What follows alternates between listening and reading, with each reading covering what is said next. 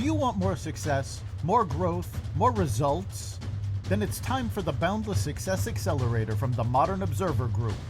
This isn't your average coaching program. It's where top performers come to dominate.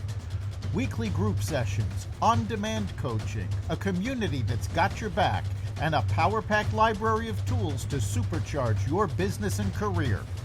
No more excuses, no more waiting.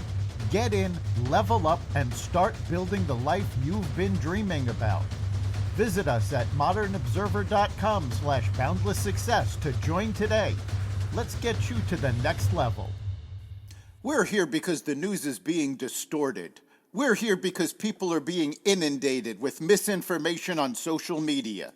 We're here because people are being judged guilty until proven innocent. We are fighting back with facts. This is not a safe zone, so buckle up, Buttercup. This is the raw, naked truth.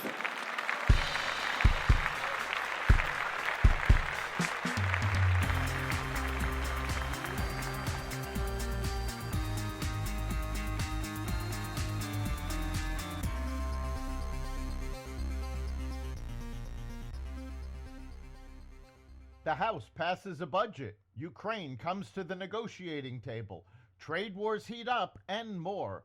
Welcome to the Raw Naked Truth. I'm your host, Eric Lopkin, and here's the news you need to know. The Republican-led House voted Tuesday to pass a 6-month funding bill that would prevent a government shutdown at the end of the week, overcoming fierce Democratic objections.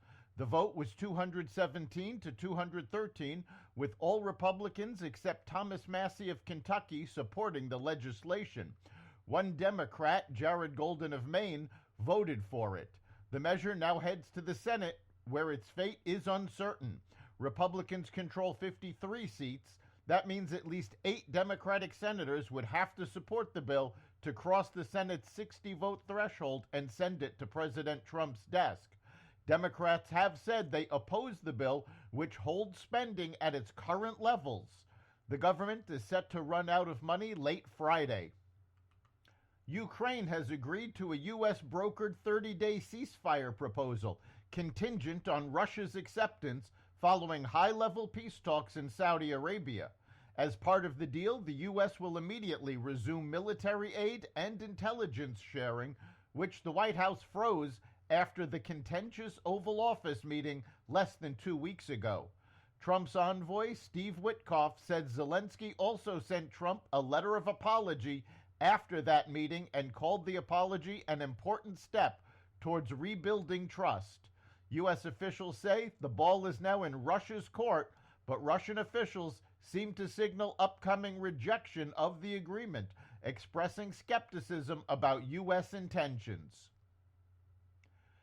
Israel and Lebanon have agreed to start negotiations on disputes over the land border between them, officials said on Tuesday, offering a possible opportunity to resolve disagreements that have contributed to decades of tensions and conflict. In a statement, Morgan Ortagus, President Trump's deputy Middle East envoy, said that the United States was bringing Israel and Lebanon together to discuss the demarcation of the border. She said discussions would also focus on the future of 5 Israeli military outposts in Lebanon and of Lebanese prisoners still held in Israel after a ceasefire deal last year largely halted more than a year of cross-border warfare. Ontario backed off plans to put a 25% electricity surcharge on nearby U.S. states Tuesday after President Trump said he would raise tariffs on Canadian steel and aluminum to 50% in retaliation. While the additional tariff was scrapped, a 25% duty on Canadian metals will still take effect today. The moves follow days of escalating trade tensions between the two countries. U.S. and Canadian officials are expected to continue trade negotiations in the coming days. The 25% tariffs on all steel and aluminum imports, not just Canadian, went into effect today after the U.S. and Canada backed off the threats to impose additional measures. The European Union announced retaliatory tariffs against the U.S. early on Wednesday, Its levies will take effect at the beginning of April and target a range of U.S. products, including bourbon, whiskey, boats, and motorcycles, the EU said. A second set is due in mid-April and will come after the bloc has consulted with EU countries and stakeholders. The EU tariffs are in response to the steel and aluminum tariffs. A senior official at USAID instructed a number of the agency's remaining staff to convene at the agency's now former headquarters in Washington on Tuesday for an all-day group effort to destroy documents stored there, many of which contain sensitive information.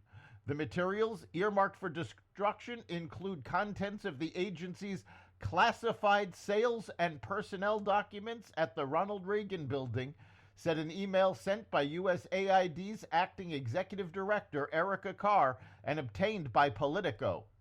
Shred as many documents first and reserve the burn bags for when the shredder becomes unavailable or needs a break, the email said. Carr instructed staff to label the burn bags with the words secret and USAID/B/IO/ agency shorthand for Bureau of Independent Office in dark Sharpie. The act raises the question of what USAID is trying to hide. Department of Education staff received reduction in force notices Tuesday before nearly half of the department's workforce is terminated. A memo was sent to all Education Department employees informing them that Department of Education offices will be closed Tuesday evening through Wednesday due to security reasons. Employees were instructed to leave the offices by 6 p.m. Eastern Time Tuesday. Today's reduction in force reflects the Department of Education's commitment to efficiency, accountability, and ensuring that resources are directed where they matter most, to students, parents, and teachers, Education Secretary Linda McMahon said in a statement. McMahon called the move a significant step towards restoring the greatness of the American education system.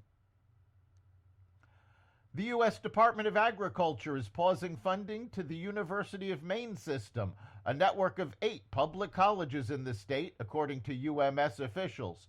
The pause is in response to the state's recent refusal to comply with President Trump's executive order to keep transgender athletes out of women's sports. The pause in funding comes as the USDA reviews potential Title IX and Title VI violations by the universities amid the state's recent refusal to comply with the order. Trump reaffirmed his intent to punish states that continue to allow trans athletes to compete with girls during his March 4th address to a joint session of Congress. Trump's administration has now acted on that promise. The Mississippi House of Representatives passed a bill banning cultivated meat. This makes Mississippi the 3rd state to outlaw meat grown in vats from small samples of animal cells. The Mississippi bill will make it illegal for anyone to manufacture, sell, or distribute cultivated meat in the state. Violating the law would be a misdemeanor punishable by a fine of no more than $500 and or up to 3 months in county jail. Similar laws passed last year in Florida and Alabama also carry potential jail terms or fines of up to $500. Numerous states are exploring passing similar bills. That's the Raw Naked Truth. You can catch every episode of the Raw Naked Truth Daily News Brief, as well as our sister podcast, Carnivore Radio, with news analysis and commentary, and the rest of the Xvadio Podcast Network at xvadio.com, the Apple Podcasts app, YouTube, Rumble, Spotify, iHeartRadio, Audible, Amazon Music, and other platforms that respect freedom of speech. We'll see you next time.